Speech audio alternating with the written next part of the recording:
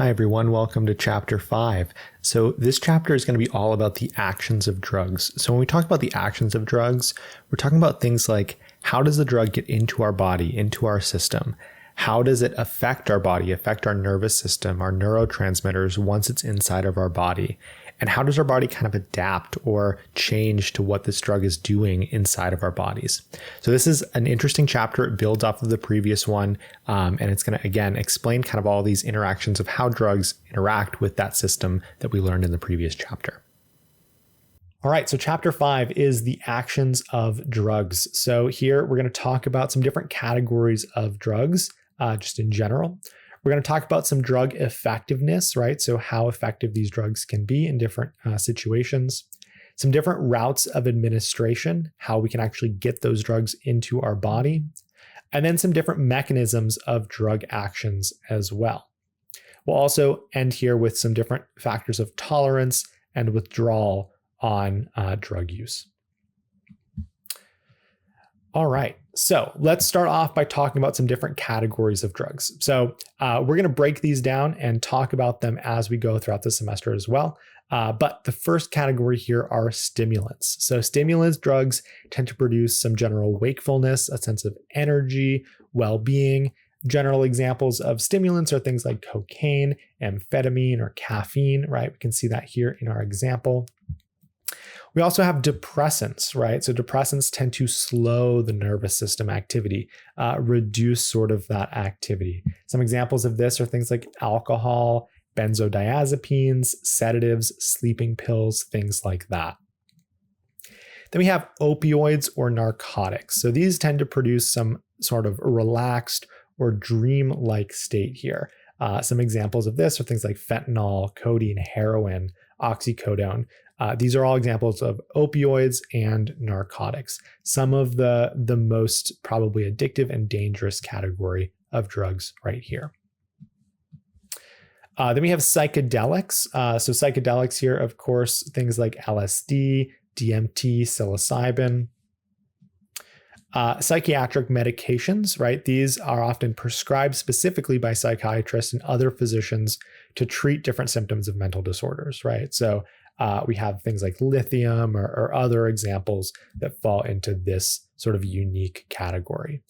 And then, of course, here we have some examples that tend to fall into their own category because they have similarities or overlaps with other of these major categories. So some examples are things like nicotine or cannabis or cannabinoids, which tend to fall into their own category because they mimic a lot of the factors of these other categories. So yeah, just kind of showing that here again. They have some, effects of maybe psychedelic or depressant or stimulant, all kind of mixed in their own unique way. So they don't fall nice and neat into one of the other categories. All right, so let's talk about the drug effectiveness or how drugs can be effective under different circumstances. So we have what are known as non-specific effects, right? So these tend to be effects that are unique to the user's background or particular perception of the environment, right? We sometimes call these placebo effects, right? Because they can be produced, by not actually having the chemical, but they still may believe that they are experiencing or, ingested that drug. Oftentimes you'll see these with different studies that have been done looking at like non-alcoholic beer on participants' perception of being intoxicated, or just some other general placebo effects that occur under different drug use trials.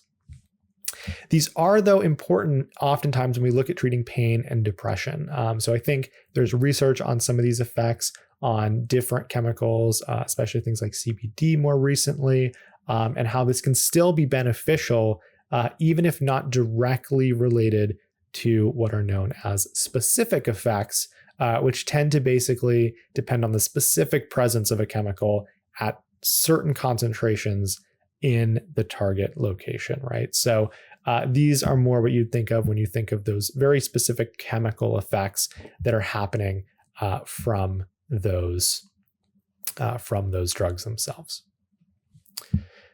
When talking about this, I think this is a great place to also discuss double-blind procedures. So with placebo and testing these non-specific versus specific effects, we look at this often when, in clinical drug trials. And it's hard sometimes to break these two things apart if you don't do what are known as double-blind procedures. So these are procedures where not only does the participant not know if they're getting the drug or the placebo, but even the researcher doesn't know which participants are in which group. So it's documented, written down somewhere, right, so that they can find out after the fact.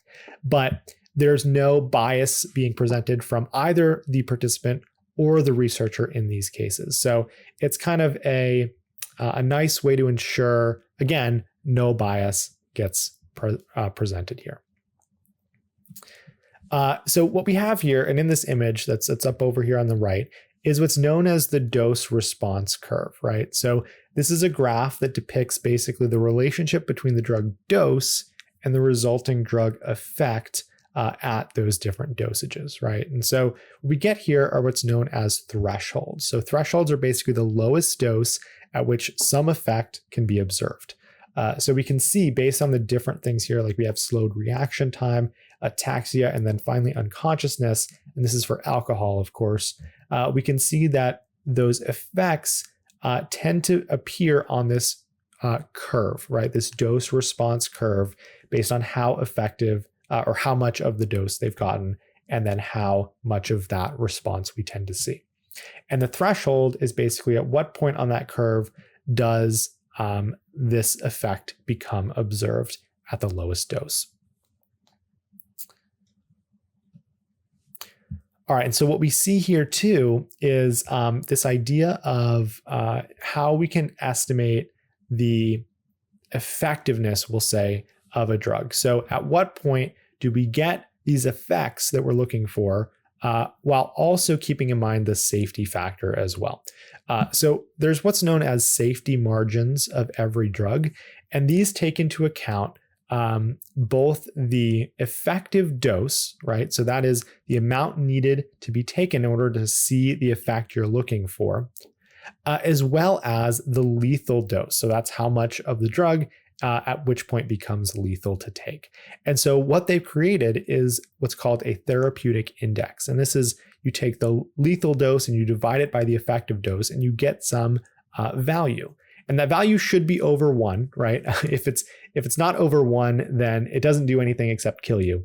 But if it's over 1, and by how much over 1 it is going to tell you how dangerous that drug is. So how much do you have to take? If it's a small difference between how much you have to take to see an effect and how much you have to take that will kill you, that small difference means it's a pretty dangerous drug. We want a large gap there. We want to be able to have plenty of room to see that effect of the drug before we start reaching the limits where it becomes lethal. And so we can see here actually this chart, which isn't exactly what we're looking at, but I thought it fit well here to kind of depict some of the different values that we have on the active versus lethal dose. So you can see as we get farther over to the right side of the graph, we see drugs with these higher therapeutic indexes, meaning they tend to be more dangerous because they're more likely to overdose on. You can get closer to that lethal dose as you look for that effective dose. So you can see heroin being up in the top, one of the higher ones, and then looking down at some of the lower ones like LSD, marijuana, tend to have a very large margin between the lethal dose and the effective dose. We can also talk here about potency, right? So potency is just generally the amount of a drug required to produce some particular effect, right? So different drugs have different potency. Some may be more potent than others. And then, of course, we have side effects here as well. So these are the unintended effects that accompany some therapeutic or desired effects that we have of the drug as well.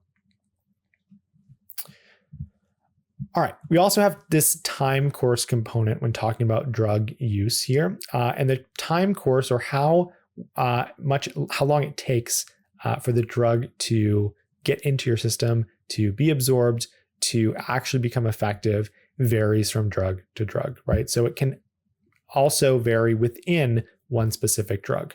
So it may vary based on how the drug is administered, right? So if you do one method of administration, you might get that drug into your system much faster than a different method of administering the same drug. How rapid the drug is absorbed, this varies from drug to drug. So lipid solubility is how much that drug dissolves in oils and fats, and that can affect how long it takes that drug to be absorbed into our bloodstream. And then also how quickly the drug is eliminated from our body. So the longer it takes for it to be eliminated from the body, the more it may stay active in our body as well.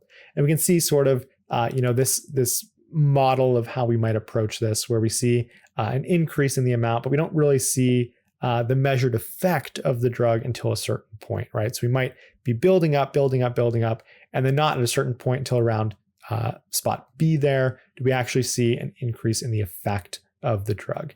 And then we see that same sort of decrease effect as we go down as well. And of course, we can prolong the effectiveness of drugs by administering additional doses during this time course, right? If we continue to administer throughout the process, we end up prolonging that effective period. All right, so let's talk about some different routes of administration, because we just kind of mentioned that these can affect how we get those drugs into our system, but also how fast it may affect that effective rate or noticing the effective side of the drug. So of course, first we have oral administration, right? So oral is just ingesting something through your mouth. And some of the things with this is whatever the drug that's being administered orally, it has to be able to withstand the digestive process, right? So it can't be sort of broken down by the acids in your stomach and things like that. They also have to be able to sort of pass through more of your digestive system before they get absorbed into the bloodstream. Typically, only lipid soluble or very small water soluble molecules tend to be able to work in this way. And of course, these tend to also pass through the liver as they're kind of working their way out. So that's another important factor when talking about sort of the consequences of different methods of administration. We also have intranasal, right? So this is basically ingesting something through your nose, right? So it is absorbed through what's known as the mucous membrane in your nose, and it goes into the bloodstream fairly rapidly, and it often bypasses the liver. So this doesn't affect the liver, but instead just goes straight into your bloodstream. Typically, the drawbacks associated with this tend to be things like nasal necrosis or the death of general cells in that region. So it can have some negative side effects, even though you might be thinking it's better because it's bypassing the liver and things like that. Then we have intravenous, right, or IV injections. So this is where the drug is basically injected directly into the bloodstream, right, through a needle, right into a vein, into that bloodstream, right? And so this tends to result in a pretty rapid onset of its effects, one of the faster methods of administration, and tends to be a less rough way to administer it if the drug is maybe more irritating to different senses of your ingestion, right? So it might be a way to ingest drugs that are harder on the system to take. Also, high concentrations can often be delivered this way as well. Of course, this does have some risks, things like veins becoming damaged over time, or of course, bloodborne diseases are very easily spread through this method. Then we have subcutaneous or intramuscular injection. This is basically where the drug is ingested right under your skin, also with a needle, but it doesn't go into a vein, right? It goes into just sort of the muscle or the general skin tissue in that region. Again, you can put larger volumes oftentimes in this way because they get absorbed a little bit slower, but there are some negatives to this too, especially with some more dangerous drugs where you can deteriorate a lot of that skin tissue as well. But plenty of less dangerous drugs are administered this way as well. Think things like insulin or things like that. Then, of course, we have inhalation, right? So that is just breathing in through the lungs the drug itself. So oftentimes these drugs need to be in some kind of vapor or combustion smoke form, right? This tends to be one of the faster ways of administering that drug as well. So it's a pretty quick way to get the drug into your bloodstream. But of course, risk factors are mostly on the lungs, right? So tends to involve a lot of issues with lung cancer and things like that. And then lastly, we have here is sublingual. So this is when you place the drug underneath the tongue, and this is where it gets dissolved directly into the bloodstream, again, through sort of this membrane. Fairly quickly, fairly fast way of administering the drug as well. So what you see here, again, is a table that kind of outlines the route and some advantages and disadvantages of that different route of administration. So you can see, again, we have oral, intranasal, and intravenous injections here, some of the pros and cons of those different methods.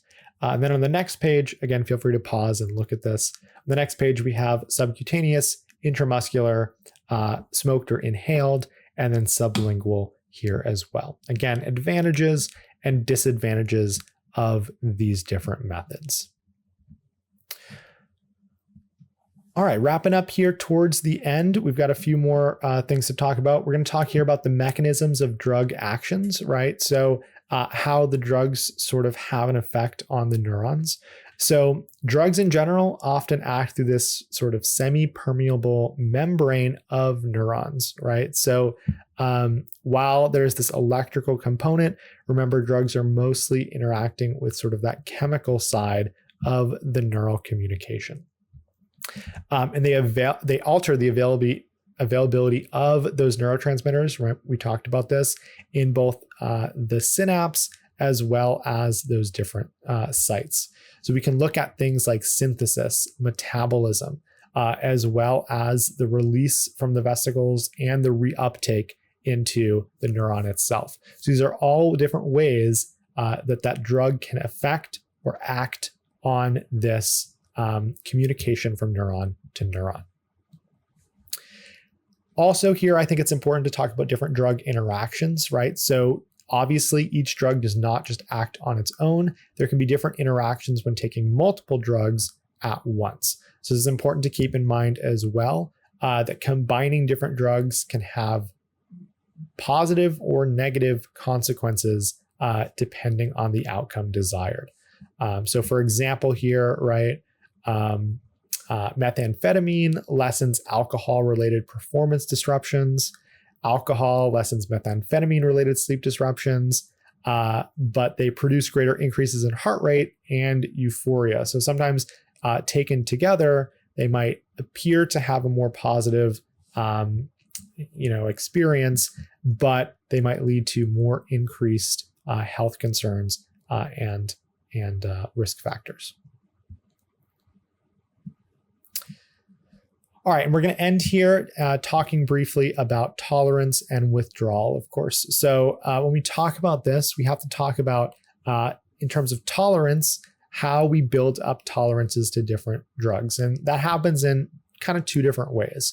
So we can talk about sort of the drug disposition or the pharmacokinetic tolerance. This is really where we talk about that physiological tolerance to those different neurons or neurotransmitters in the brain. So this is typically where we see the actual physical side of the tolerance build, where we need more and more of the drug physically to elicit the same response as we did earlier on when taking it. We also have what's known as behavioral tolerance, right? So we tend to see the same biochemical effects, but a reduced effect on behavior.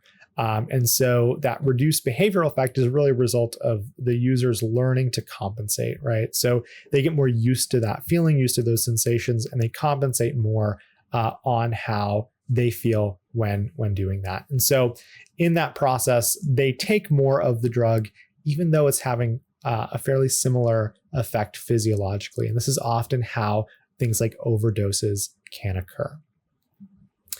And then, of course, lastly here, we have the pharmacodynamic tolerance, right, which is basically where we have that overall reduction in the effectiveness of the drug.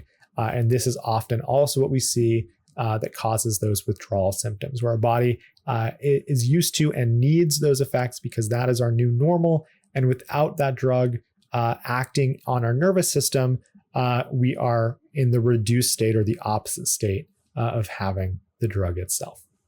And then this is sort of, again, where we get those withdrawal symptoms and where we see those negative side effects of trying to wean off and get our body back to a normal state where it can function properly without the use of those drugs. All right, and that wraps up chapter 5. Next week, we're going to kind of switch gears a little bit and talk more about very specific types of drugs. We're going to start off in chapter 6, where we're going to be looking at stimulants and how those specifically interact with our body.